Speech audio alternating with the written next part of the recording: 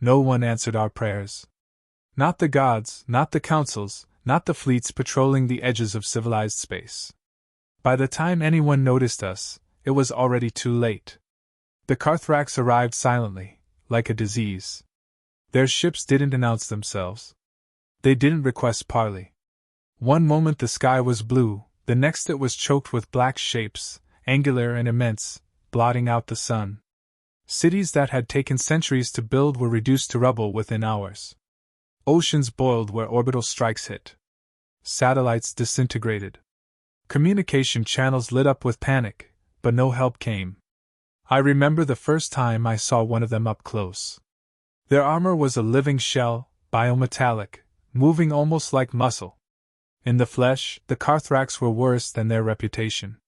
They towered over humans easily, limbs jointed at impossible angles, heads shaped like elongated helmets with eyes that seemed to see through your skull.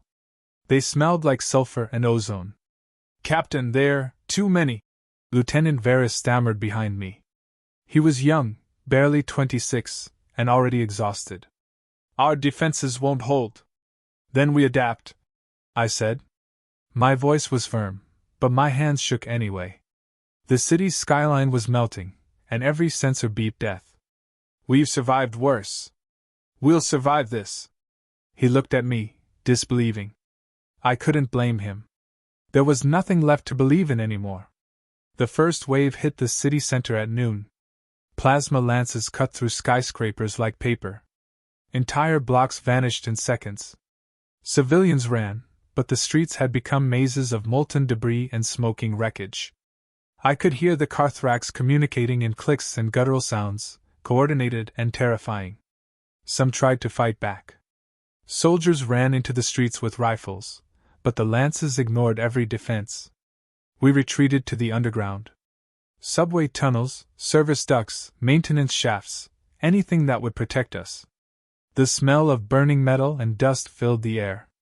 It was thick, oppressive, suffocating, but at least it was quiet. At least it was temporary safety. The world above screamed. We huddled in the shadows, listening. Sometimes we could hear the Carthrax walking above, dragging civilians down into their pods, collecting them for labor or worse.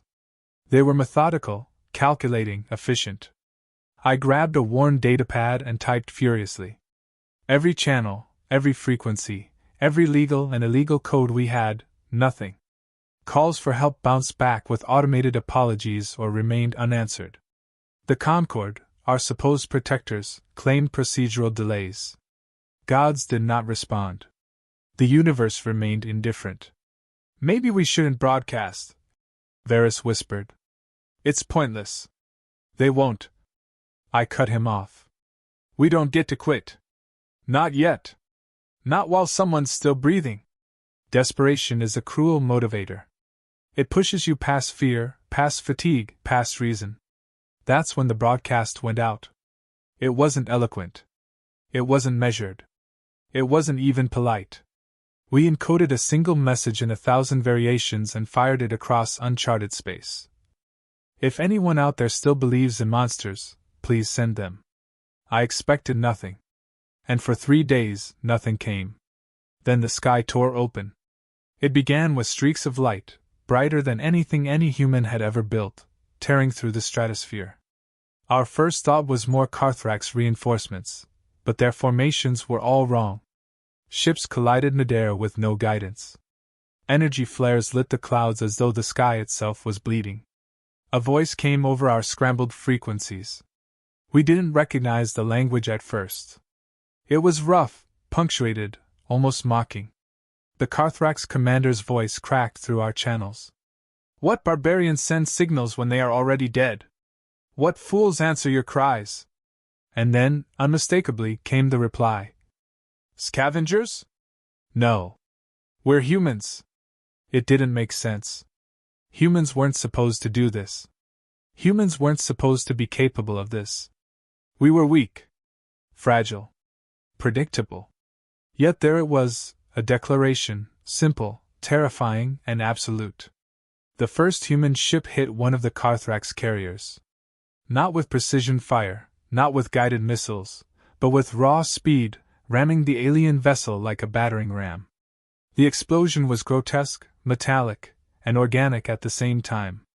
The Carthrax soldiers screamed, some through psychic resonance, some through vocal cords, and then fell silent. Varys muttered, disbelief creeping into his voice. They're attacking.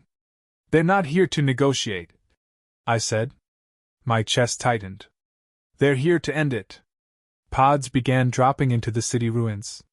Humans emerged from them like demons, armed with weapons that looked almost archaic: shotguns, rifles, knives, flamethrowers, and devices no one could identify. Their armor was patched, mismatched, covered in symbols, graffiti, and profanity. They moved with a single purpose: kill or survive. One of them, a woman, grinned under her helmet as she charged a Carthrax squad. She threw a grenade into the middle of them, caught a falling soldier midair, and slammed him into the ground. "Smile, bug," she said. "You're on camera." It was not just a fight. It was a declaration. Humans had become something else entirely: unpredictable, uncontainable, and unrelenting. The Carthrax responded with strategy. Shields adjusted, psychic suppressors activated, drones swarmed, but the humans adapted faster.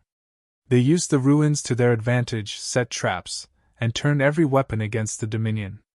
We watched from the tunnels, jaw clenched, as the impossible unfolded before us. I asked Ramirez, one of the human officers leading the attack, why they were here.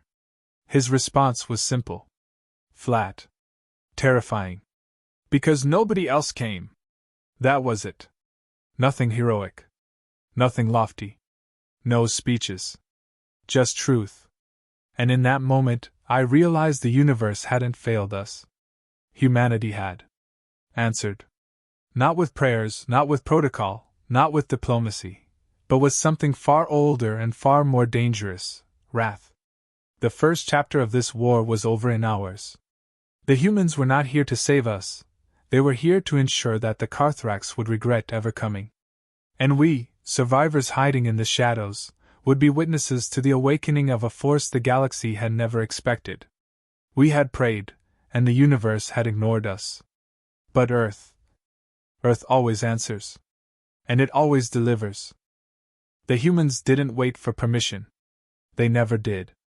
By the second day, the Carthrax had begun regrouping, their surviving troops retreating into fortified zones, expecting conventional combat.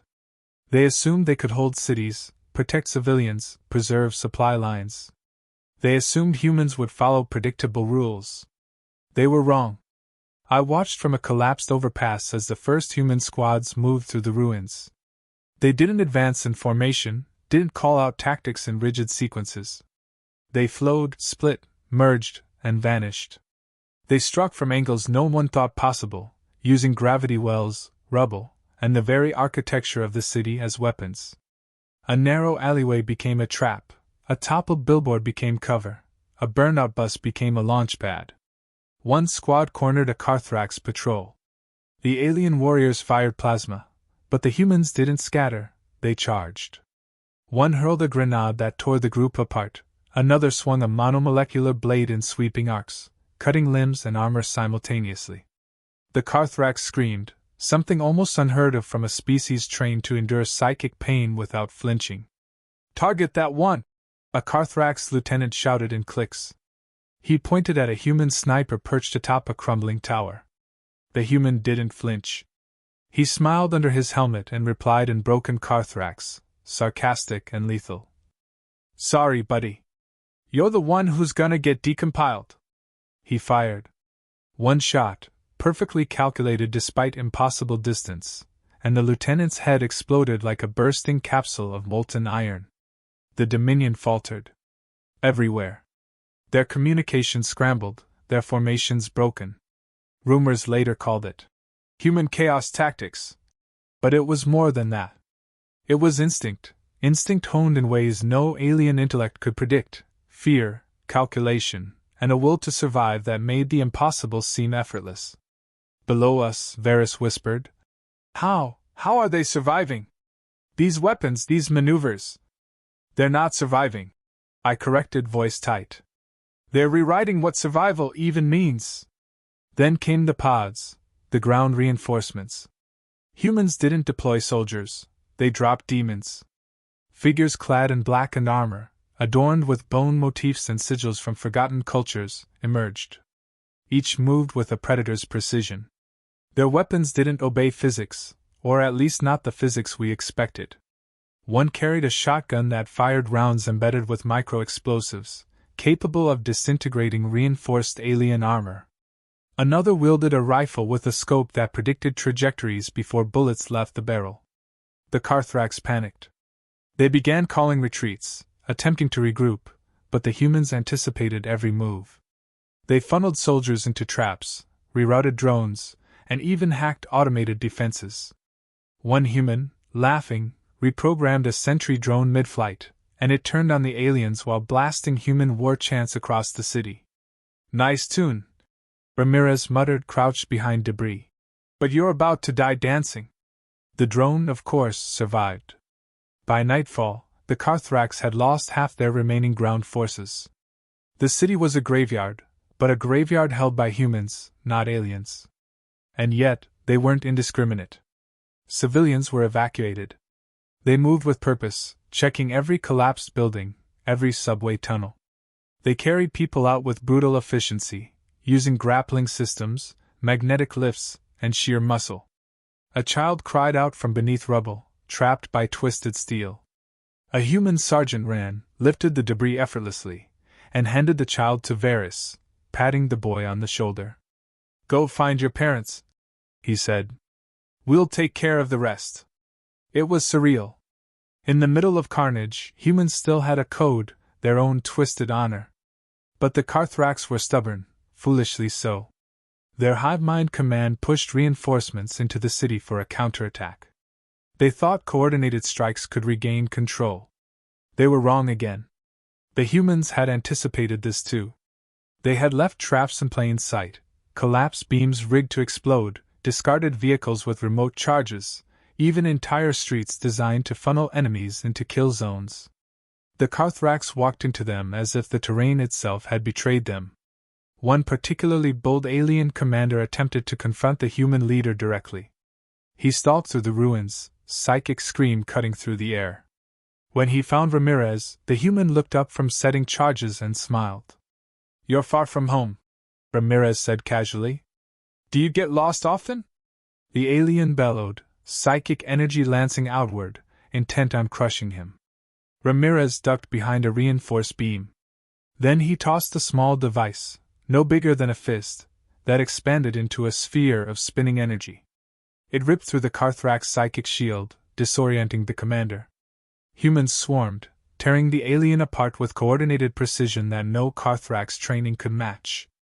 Varys turned to me, eyes wide. This isn't human." "Not anymore." I said nothing. Words weren't enough. None of us had words for this level of violence and control. It was artistry. It was vengeance. It was terrifying.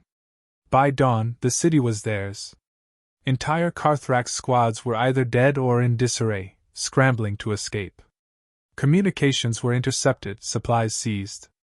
What remained of the Dominion forces realized they were not merely fighting humans. They were facing a species that ignored every expectation, that broke every tactical law, and thrived on improvisation. And yet, the humans paused. They didn't advance recklessly into the next sector. They regrouped. Treated their wounded. Retrieved their dead. In the rubble-strewn streets, they spoke to each other in low tones, laughing at some joke no one else could understand, sharing cigarettes, sharing moments of humanity amid the slaughter. Ramirez looked at me, blood streaked on his armor, grin crooked. "You're lucky you survived this long," he said. "Most of your kind wouldn't have made it past day one. Don't get too used to luck, though. The next fight, it's coming faster than you think." I nodded, knowing he was right. These humans didn't just fight. They hunted. They strategized on instinct and intuition that no AI or alien hive could counter. They had answered our prayers, but in a way that no one had expected, and now there was no turning back.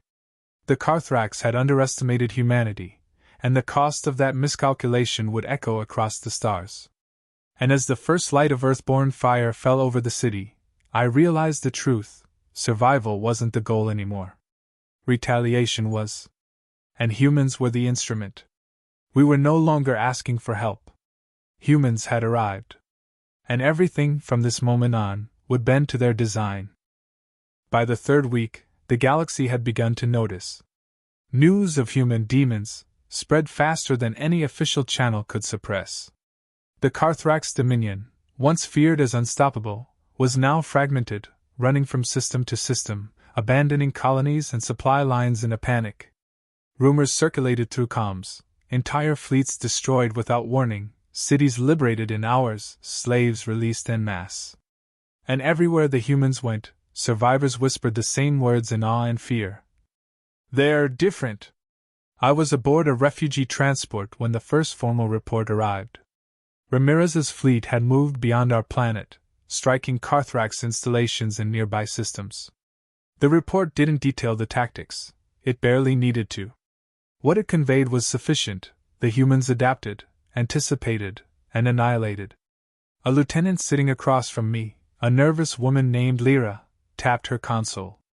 "Captain, these systems are Concord protected. The humans, they're violating interstellar law." "They don't care about law," I said.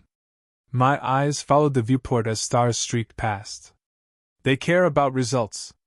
They answer prayers even if the universe refuses to." And results they achieved. The first human assault on a fortified Carthrax colony was unprecedented. The Dominion had layered defenses, planetary shields, orbital guns, automated sentries, and psychic dampeners. Every scenario the Carthrax trained for, every tactic in their doctrine, they believed would withstand an enemy strike. Then the humans arrived. They didn't fight conventionally. Ships dropped out of faster-than-light travel directly into orbit, ignoring mass protocols. Explosive charges carved paths through shielded arrays. Pods dropped onto the surface with uncanny precision, bypassing detection systems entirely. Human ground squads moved like predators, silent, brutal, and inexorably efficient. One survivor later recounted watching a human operative dismantle a Carthrax command node in minutes. He simply placed a small device on the node, whispered something, perhaps a curse, perhaps a code, and the node exploded inward, vaporizing the alien officers and severing psychic coordination across the colony.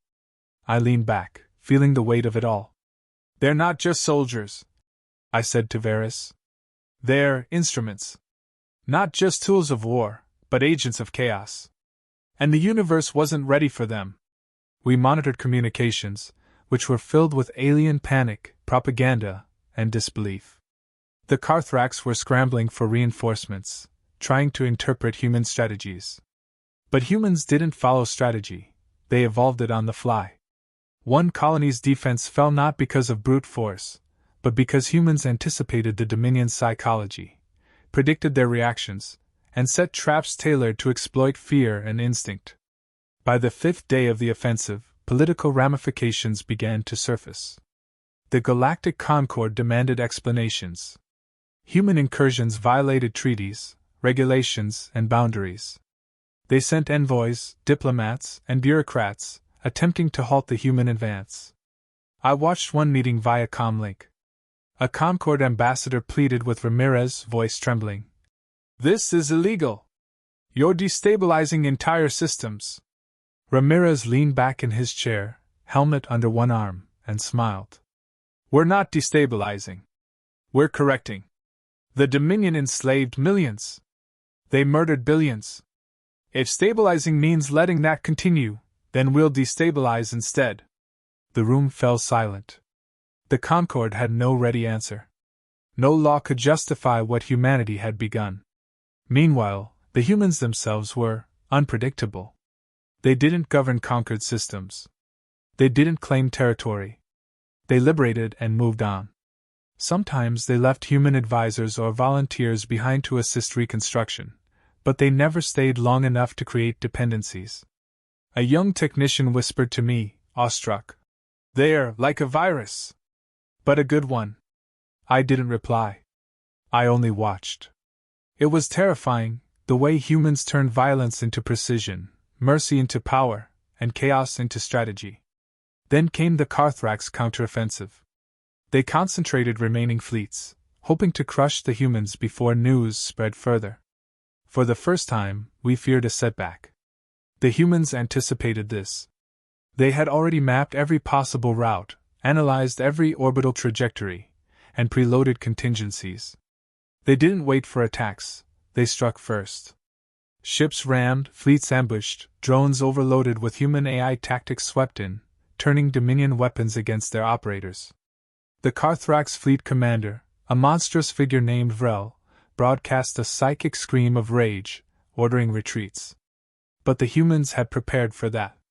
They predicted retreat patterns and blocked every exit.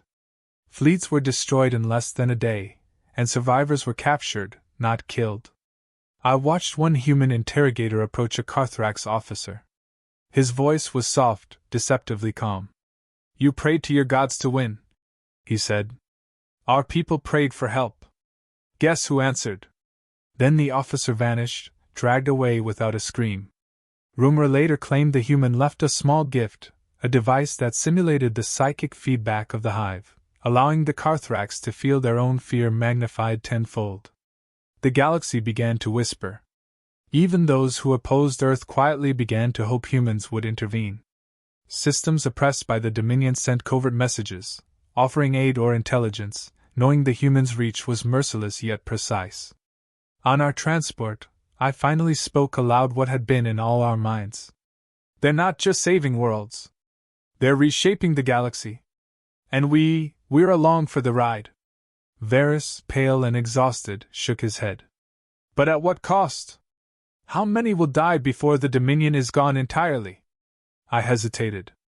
"More than we can count. But fewer than if humanity hadn't answered." Ramirez's fleet continued, leaving a trail of liberated colonies, dead fleets, and awestruck survivors. And yet, despite the destruction, there was something methodical about it all. They weren't here for conquest. They weren't here to impose rule. They were here to answer a prayer no one else would, and in doing so, to remind the galaxy that humans were no longer to be underestimated. And beneath it all, one undeniable truth emerged. The Carthrax had misjudged us. The Concord had underestimated us. And the universe, vast and indifferent, had failed to notice that humanity never waited for permission. The humans were coming. And the galaxy would never be the same. By the time the humans reached the Carthrax home systems, the galaxy was already whispering their name like a curse and a blessing at once. Entire colonies freed by Earth's demons had become testaments to their efficiency, cities rebuilt, survivors armed, supply networks restored, all in ways that defied Concord bureaucracy. The Carthrax had learned to fear unpredictability. They had learned to fear humans. But they had not learned to survive them. The final assault began with a sky ablaze in fire. Human fleets didn't orbit. They fell from faster-than-light travel directly into the Carthrax defenses, striking without warning, without hesitation, without remorse. Each ship was a missile, each maneuver a weapon, each human aboard a hunter. Below, the Carthrax leadership convened in their capital, a labyrinthine structure of biometal towers and psychic amplifiers. The commander, Vrel, roared at his advisors. "They have no strategy. They are chaos incarnate," he shouted, eyes glowing with psychic fury. "How do we fight ghosts that anticipate our thoughts?" An advisor, trembling, whispered, "Perhaps they are not ghosts, my lord. Perhaps they are Earth's demons." The term was accurate. Humans had become predators born from desperation, trained by centuries of survival instinct and war. Each unit operated independently yet coordinated like a hive of its own. They anticipated attacks before they came, predicted psychology before it formed, and struck where it hurt most. Colonel Ramirez led the ground assault personally, descending in a pod that punched a crater into the capital's outer courtyard. Humans poured from it in waves, armored in black, insignias scrawled across their plates and symbols that made the Carthrax hesitate. Flamethrowers roared, rifles spat fire, and monomolecular blades sliced through living armor. One Carthrax officer attempted to organize resistance. His psychic screams lashed out, intending to shatter the humans' minds. Ramirez looked up at him, helmet cracked and blood-streaked, and said calmly, "You're loud. But not loud enough." He raised a small device. It hummed once, then amplified the officer's own psychic energy back upon him. The creature screamed as its own mind tore itself apart. Others tried to retaliate, but humans moved faster, striking from impossible angles, exploiting every weakness the Dominion had relied on for millennia. The battle was brutal, surgical, and terrifying. Entire wings of Carthrax soldiers vanished within minutes. Survivors tried to flee to orbital ships, only to be intercepted by human fighter pods that dropped from nowhere, each pilot laughing through comms channels, mocking the aliens in guttural tones they somehow understood. "Catch me if you can," one voice crackled. Then a ship barreled into a cruiser, and both vanished in a fireball visible from the ground. Meanwhile, human engineers disabled the capital's psychic amplifiers, rewired the energy grids to collapse on command, and flooded corridors with environmental hazards the Carthrax had never prepared for. Humans didn't just fight, they dismantled the very systems the Dominion relied on. I watched it unfold from a vantage point above the city, hidden in a shuttle alongside Varys and Lyra. I could barely comprehend the scale of destruction and precision. "They're not killing for pleasure," Varys said, voice trembling. "They're erasing history. They're erasing the Carthrax." "Not erasing," I corrected quietly. "Correcting." By the end of the first day, the capital was in ruins. The Carthrax leadership was decimated. Vrel himself, cornered in a collapsing tower, attempted one last psychic strike. Ramirez appeared silently, almost like a shadow, and in moments, Vrel's body was gone, leaving only a stunned pile of armor and broken psychic links. Humans did not celebrate. They regrouped. They retrieved survivors. They treated their wounded. And they left messages for those who remained. "Your gods failed you. Our people did not." When the news reached the Galactic Concord, panic spread through bureaucratic halls. Embassies scrambled to assess the situation, diplomats argued in every tongue, and sanctions were drafted and discarded before anyone could sign. Humanity had violated every interstellar law, shattered the Dominion, and yet made no move to claim territory or enforce rule. They were free agents of vengeance and mercy, and nothing could contain them. The political fallout was staggering. Systems once loyal to the Concord began to question authority. Slave races liberated by humans refused to return to Dominion rule. Former planets under Carthrax occupation began rebuilding in ways the Concord could not control, armed and trained in human methods. Human influence spread without governance, through fear, respect, and unrelenting efficiency. I finally confronted Ramirez as the fleet prepared to move on.